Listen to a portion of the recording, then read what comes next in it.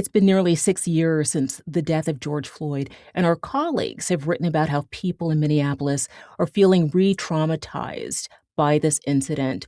What's happening on the ground, and what are people saying? The shooting of Good happened less than a mile from where George Floyd was killed in 2020. And as you remember in that case as well, it was a video of that incident that had shocked the nation, sparked large scale protests in cities across the country. And there was a kind of a national reckoning with police brutality and use of force. And so we have another deadly law enforcement interaction that's, again, shocked people, fueled this upswell of activism and protests there. So you have a lot of people who've, lived through that time and are currently protesting now and thinking back, and it is kind of has re-traumatized them, has kind of brought them back into that headspace maybe that they were in the wake of the killing of George Floyd. So we're seeing, of course, these large protests in Minneapolis. They've not been, at least so far, to the scale of the ones in the wake of George Floyd, at least as far as the unrest and scenes of vandalism and things like that. Actors there have talked about it being much more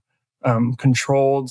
So you'll have these, large protests maybe outside a federal building in Minneapolis, but then there'll be also demonstrators, or what they call legal advisors, following ICE and DHS agents around the city, blowing whistles, honking horns to notify people in the area that ICE is there.